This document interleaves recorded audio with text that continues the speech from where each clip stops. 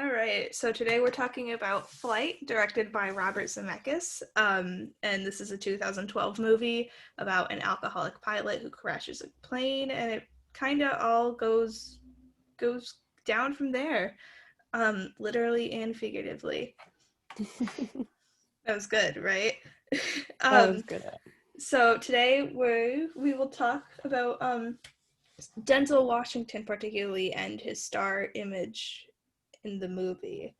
And we've all kind of agreed that this is extremely different from what we're used to seeing from Denzel Washington. Usually, Yeah, I think. Oh, no, go ahead. I was say, yeah, I think usually in past films he's kind of much more of a dignified kind of character, kind of like inner strength, and is not like this alcoholic kind of lazy almost pilot we see in this film. It's very kind of off color. Well, not only is he like lazy, quote unquote, he's just struggling from like an extreme addiction and will like do anything to lie about that to keep going forward in his life. Yeah. Yeah. Oh, go ahead. Oh, okay. I was just gonna say it makes it makes the more dramatic moments even more shocking if you're aware of Denzel Washington and his previous work. I think the term is oeuvre. He, seeing him in such a compromised position when he's acting sometimes violent and non-likably, when he's not acting very likable, it sort of, it makes the already very severe actions in this movie more violent, or more dramatic. And to go off of that, in like terms of violence, there is a particular scene that really took me by surprise where he goes to his ex-wife's house and his son is telling him to get out, and he's like pushing him and he's like hugging him, but like his son is trying to get him off of him, but he's like so, quote unquote, like not actually, but like kind of like losing it, that he's like hugging his son, but it's like very, very violent and intense. It's just very much not what I'm used to seeing from him at all. Haven't we watched a movie with Denzel Washington as a star previously in this class? I don't think so. Not in this class. I don't think we did. Okay. I'm trying to remember the heist movie, the one in the bank that. Yeah, what was that called again? I cannot remember for the life of me. Oh my goodness. I couldn't remember if that was Denzel Washington or not.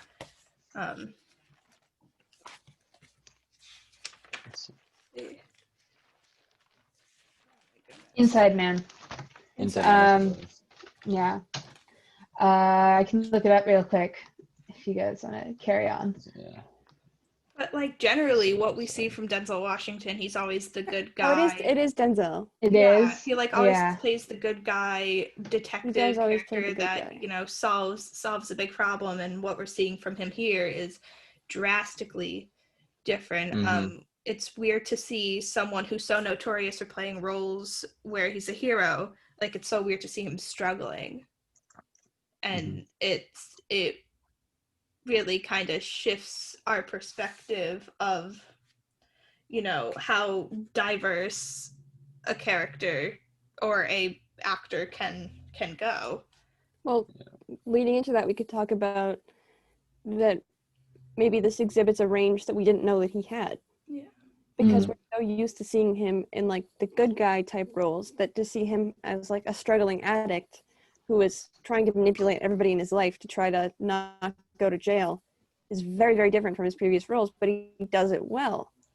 So that is saying something about his range and what Hollywood is actually willing to do with him, because they've never really, since they never like put him as a bad guy, what does that say about Hollywood, since he very clearly can do that? Right. I think it might be like, Hollywood is run by white people. And so I think as we're coming into the 20th century, I think a lot of white people might be more afraid to cast a black man as as a wrongdoer or someone that struggles because they don't want themselves to look bad. But that is in its, that's not that's not cool, because Black men have struggles, and they should be allowed to see themselves in struggling with addiction, while also maintaining the role ultimately of the hero, because it's stated multiple times in the movie or in the film that no one else could have landed this plane. So I think we're so used to, I guess, in earlier films, either seeing Black men portrayed as kind of like oafish or violent and like stupid, and now we're seeing them more as just completely clear cut good people, heroes, like graceful, dignified, when it's still not an accurate image of Black people, because it's not an accurate image of any people, because people of all races struggle with different things and different identities, so I think this movie does something that we're not used to seeing happen to Black actors, where he's allowed to be both a good person, he's allowed to be a hero, while also struggling. Like he's a Black anti-hero, which I can't think of many. But yeah, to go off of that, I think that what Hollywood really did is originally they started with like making Black people the bad guys because of inherent racism, and then they were like feared of being looked at as racist, so they automatically made them all good guys, which is in itself inherently racist, because it's implying that Black people can't be complex people as everybody else can. So I think in this movie they do a good job of actually making him an actual person, an actual complex person, where he's not good, he's not bad, he's a person, and he has his struggles, and he's like, it's much more realistic than what Hollywood usually portrays Black people as. Yeah, I think in this movie he was his character had a lot of like depth. I think in the movie as Whip, he kind of played this role, like he pretended to the other people in the movie as kind of being very kind of dignified, and he'd not let other people see his like addiction or problems. And I think that kind of ties back to, like, in the movie, his character pretended to be the person that we all pretend to be, kind of like how we see Denzel Washington, although he like obviously was not, if you understand. It's kind of hard to explain. No, yeah, I understand. Like, there's this expectation of Black people to be kind of martyrs, right? To be perfect and to be better than the rest of us, because it's the only way that they can get respect, right? Unless they're perfect, you're going to be cast aside. So you're right. I think he was very much so, like, Whip was playing the character of Denzel Washington, perfect, not a misstep, when in reality he is a human being. Yes. And like, we look at films like we watched last week, Far From Heaven, and we have Dennis Haysbert's character, who's kind of like this savior to Kathy, and then we have like Sybil, who is kind of like, she knows all, and they're like perfect, the ideal perfect person in this film. And it was interesting to watch the transition from last week to this week, where we're seeing someone who's so much more vulnerable, and I've definitely never seen any character of color, in this position that Denzel Washington's character was in. And then there's kind of to go off this idea of like Denzel Washington being this character, there's this element of typecasting that we're so used to seeing.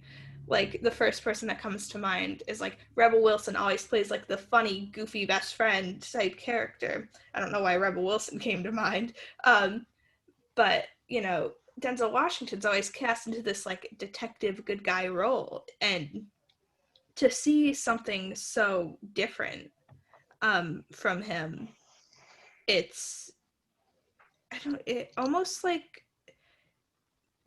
it's weird. It just felt weird. I think that's the only way I can describe it, but it was a good weird. Like, it was Yeah. good. It was refreshing to see not just the same old out of Denzel. Yeah. I agree. And I think that kind of, that image of him and that same old, definitely it drew people in, right? Like, it was a way of making money and of drawing an audience, because most people associated him as a positive, black lead and figure. And so that, like, black leads are difficult to come by no matter what, but to have someone that's almost always unequivocally good is going to draw audiences in. It's going to be, it's going to be considered unique. And so to have him then play a wildly different dramatic role is, it's going to add, once again, shock value. Yeah, I went in with very kind of not specific like expectations on like kind of what his character would be and kind of like what he would do, and literally like the first few minutes is like, wait, this is a little bit different now, because just you guys are in the opening scene. Yeah. As soon as it was actually a really cool shot when he was like snorting the cocaine, where it like went up on his face and he was like gasping. I just want to say that was a really cool shot. But that's when it first hit me that this was going to be a much different role than what he usually played. Yeah. Because in none other of his like good guy detective movies is it a close up of him doing lines of cocaine. Yes. And I wanted to briefly like ask you guys about your opinions on, like, let's take this out of the movie world. Let's bring this back into the real world and the reputation of Denzel Washington in the real world. When I first watched the film, I was appalled. Basically, I was like, wow, this is a little twisted, almost, for someone we're so used to seeing as the good guy, and it like made me I don't know, it almost made me question, like, Denzel as a person, which it should never. But I've also had this experience where other movies where I see drastically different, roles played by, such typecasted actors. And it's like, okay, so what are they doing here? But the whole point of being an actor is to be versatile. Yeah. No. I was gonna say something. I don't remember it. Damn. Going back, okay, I remember. So, like, going back into the movie world now, I noticed that there were clips on the TV where everyone was questioning, like, everyone was like, but I think there was something wrong with or not that no one was stating there was something wrong with the pilot, but there were people, not even the co-pilot, but there were people on TV, like reporters saying, like, okay, this has something to do with the pilot. And I was wondering, because, like, how would they have any, like, why would they assume that? And I think it does have something to do with his race, because, like, these reporters, I think the first time this happens is when he's waking up from in the hospital bed. We hear someone on the TV being like, oh, but the pilot. But at that time, there would be no reason to question the pilot and his, and his own state and his own actions, right? Like, the plane landed and most people survived. And so I think that probably has something to do with the character's, with the character's race, because like, I was taken aback by that. I mean, we had known that he had been drunk, but there would have been, like I said, at that point, no way for the reporters to know within the movie. They also, I feel like through that they also made the co-pilot like a white, extremely Christian guy. Yeah. So I feel like that contributes to it more because the public was probably like, oh, he didn't do anything wrong. He's just a good Christian white man. Can we just talk Yeah. about how like incredibly Christian he was for a second?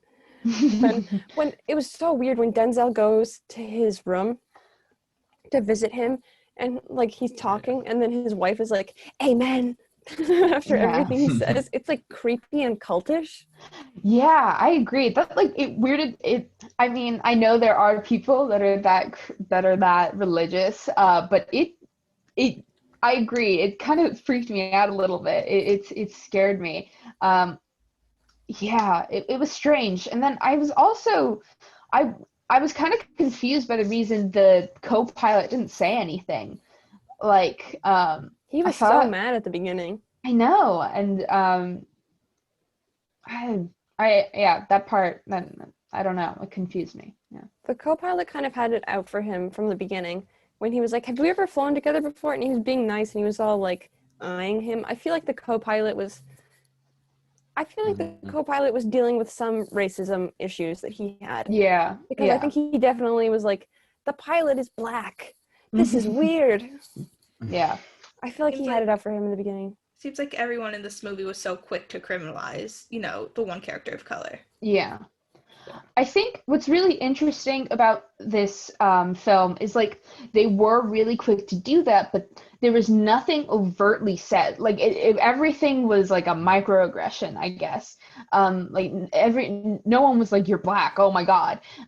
So I think like this film could have been done with a white actor, and it would have. I don't think really you would have had to change all that much, but it would have been a lot less realistic, I think, having everyone jump to the conclusion that the pilot was somewhat at fault. And then, yeah, it was really interesting. It would be a lot less of a compelling film if the pilot was white. I think also with the comparison of the love interest Nicole, no relation to actual Nicole. It showed her as like also a drug addict, but it showed her like people didn't criminalize her in the same way that they criminalized him. Right.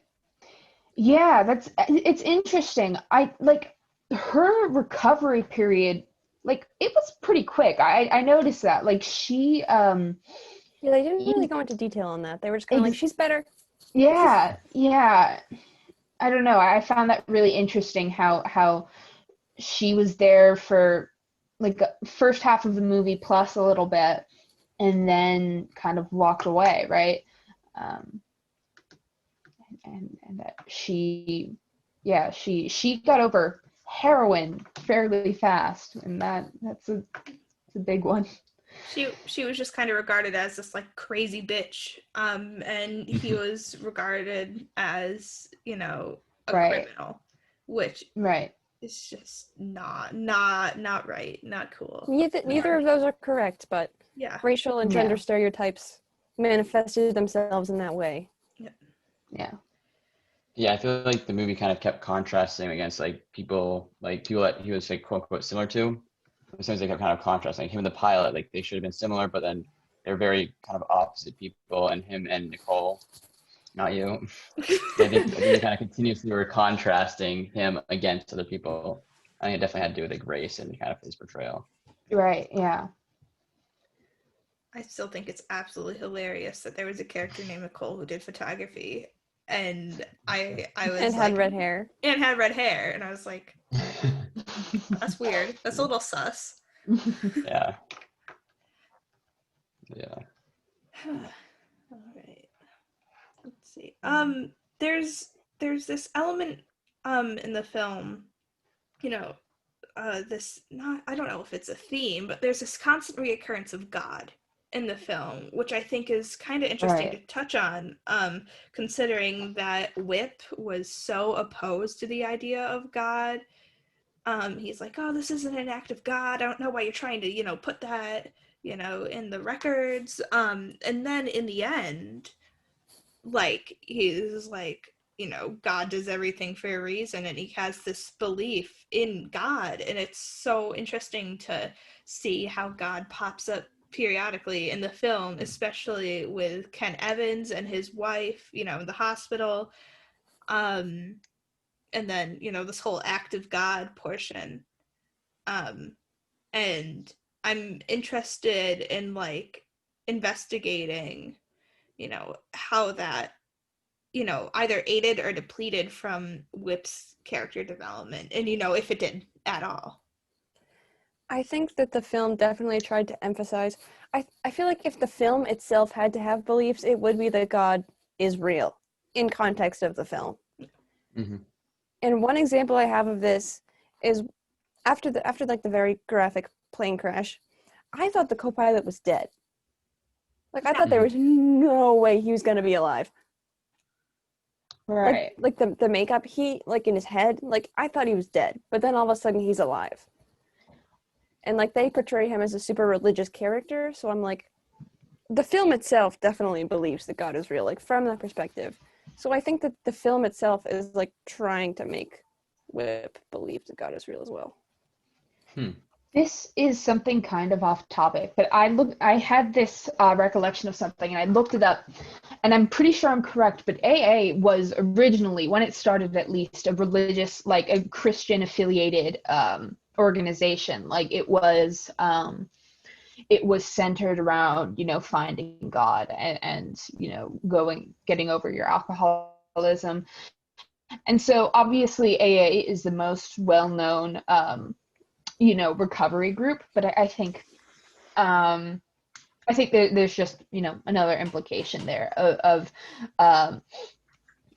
Whip's refusal to acknowledge, you know, some higher power was at play, maybe. Yeah. Especially throughout the film when people are like, it's an act of God, and he's like, God didn't land that plane, I did. Yeah. He's like, was God the pilot? I don't think he was. I was the one who inverted the plane and landed it and saved the majority of people. So yeah, he has a very big reluctance to admit that God has any play in his life or the situation whatsoever. Yeah. I'm like curious, you know, we didn't get to see this in the film, and I wish we had, how, you know, God slowly affected Whip's recovery, because, you know, we just go from him being arrested and now he's like, oh, I've been in here for X and I've been sober, and, you know, God, I can't remember the exact speech, but he mentions something about some higher power within his speech. So I'm curious, if like if like an article I ever come across, you know, maybe would explain this, but like how God, you know, affected his recovery process.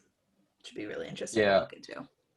One thing, a little bit off topic, but going into his recovery process, one thing that was really interesting, kind of in some ways for me, brought the movie full circle, is that in that last like scene when he's like at like 13 months in jail or whatever, I think that's how long he's been.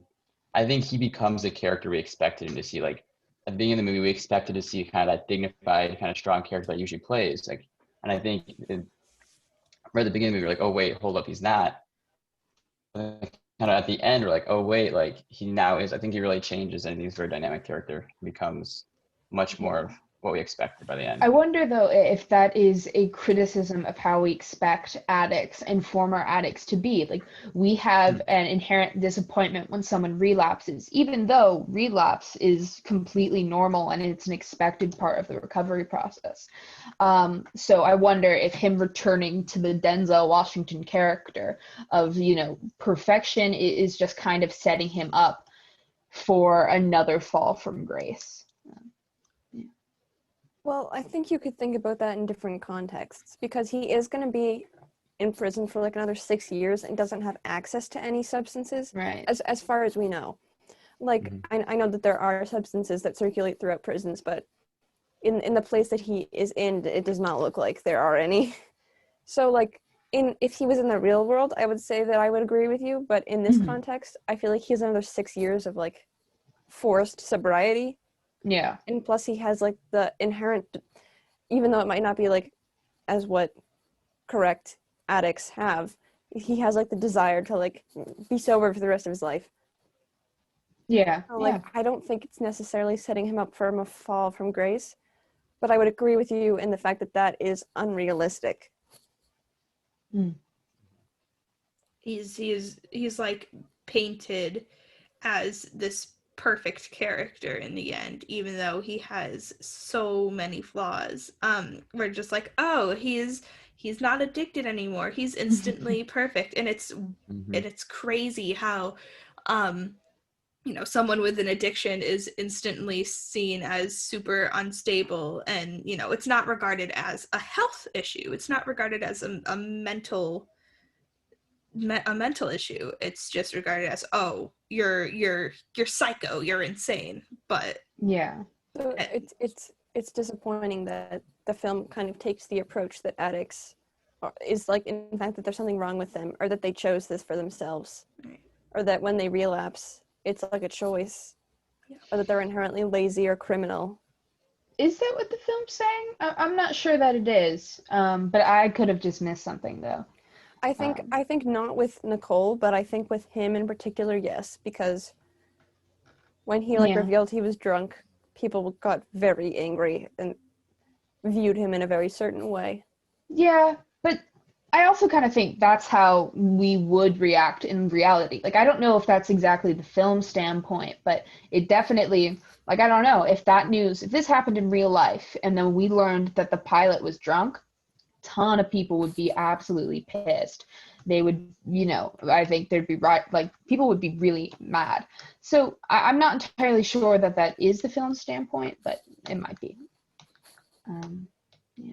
And I think that's like something to consider too. And briefly, this kind of strays away from the topic, but I wanted to talk about drugs as a comic relief, particularly before he goes into the hearing. He's sitting in the hospital room, he's wasted out of his mind, but then this savior character comes in. I can't remember his name right now. Started with Like an his H, brother or right? whatever. Yeah. Do you mean the hotel room? Yeah. Okay, because I was like, hospital room. Oh, I just hit my desk. Sorry. Is it No, you're fine. I was Yeah. just like, which scene are we talking about? Oh my god, why can't I find his character? Anyways, but yeah, he comes in and he's the drug dealer, and he's like making him sniff up. Yeah. And all of a sudden, like, whips like back to himself. Yeah. Oh, Harling Mays is his name. Yeah, he comes like, he's like the hero in the situation. He's like, don't worry, guys, I got it. Let him just sniff some coke and we're all good. And it's like, what in the world is like, it just took a huge turn. Oh, sorry, you can go. Okay, there is a step, in getting over an addiction. I don't know which one it is, but there's a step that says you have to cut off all contact with members of your past life when you were addicted. And so by letting Harling, was that his name? Yeah. Back into his life, he's going to relapse. Like he's going to use coke again just by being around him instead of just cutting himself off completely. Like, Harling is an enabler through and through. He allows this behavior, and he wants this. Like, it's more than just allow. Like, he's actively telling Whip to indulge in it. He's like the devil on his shoulder. But the comic relief also plays into it because Harling himself is like snorting as well. Yeah. And then he's like, you guys are up. And they're like, yeah. What? I think if Harling's the devil on his shoulder, then does Whip have like the angel on the other? Does he have a conscience telling him, that this is ultimately wrong? I would say it was Nicole, at least for like 5-10 minutes it was Nicole, and then she dipped. Exactly, because I think she was definitely an enabler at the beginning of their relationship. Like, she would tell him she didn't care about his drinking, even though she could clearly see it was an issue. I'm wondering if it was Charlie. Was that his friend as like the other pilot, like in the Navy with him or whatever? Yeah. Okay, I was gonna say that too. I was thinking he could also. And he was helping him with the trial. Right, I would agree. Yes. And during the hearing, he stood up and he was like, "I object." after what Whip said. And he's like, this is a hearing, you can't do that. He's like, I do anyways. Because like Charlie offered him Whip like walked into Charlie's house, but like Charlie provided him a place to stay. Charlie was the one who got him protection, and Charlie was the one advocating for him right from the get-go. So I'm wondering if it, was Charlie, and then, we have Nicole coming in for this brief moment, and she's like, you need help. Yeah. Could we briefly talk about the types of drugs that are illustrated? Because there's one particular scene that was really interesting to me, where he goes to the farm and he's like throwing away all the alcohol, but he has like a bag of weed and he like flushes it down his toilet, and I'm like, that's never brought up. It goes like straight from alcohol to coke. Yeah. And then there's like heroin, and like it was, I just found it interesting. Yeah, no, I just kind of like skipped through that, but like now that you mention it, that's really, yeah, because he's never talked about getting high from smoking weed before. Yeah. Weed, he never talks about it, and I mean, like scientifically proven, it's a lot less dangerous than binge drinking or doing coke. Right. So I'm wondering why he didn't just like stick with that instead of being like, I threw away all my alcohol, but now I'm gonna buy a bottle of vodka. Like, why was he just like, I gotta flush the weed too? I think it's, once again, I'm pretty sure it's part of the sobriety process, where anything that can be considered addictive, any drug, it has to go, because there's the notion, whether it's true or not, that weed is a gateway drug. And for someone as already addicted as he is, it very well might be. He's already used to higher highs, so weed might not be enough, and then it leads to something else. That is fair. Yeah, I know it's not like an actual gateway drug, but I think maybe if he'd already tried coke, then going back down to weed would be like, okay, but remember the other stuff. Yeah. But like the thing is, he didn't even do coke that often. Yeah, I mean, he does it once at the beginning, and then he does it at the end to like sober himself up when he's wasted.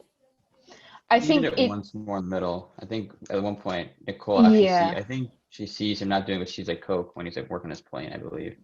Right? Yeah, I could be wrong. Yeah, she just sees a line of coke somewhere. I think it's implied we're supposed to know that he does it more often than we see, but maybe not. Also, don't mind the fact that my mom is putting the attic stairs down like right behind my door, so that's what that noise is. We can hear it. Yeah, you're good. I hear that, yeah. It's very loud for me, so that's all. Simultaneously, while we recognize this struggle, and potentially it was a thing that made the plane go down, we can't help but feel bad for his character.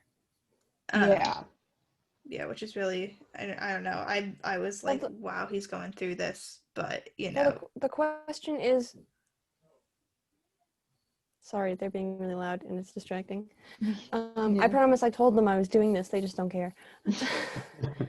But the question is, was his like sobriety or lack thereof even an issue in terms of the plane going down? Because the plane was broken and was going to fall apart either way, and he landed it and no other pilot could.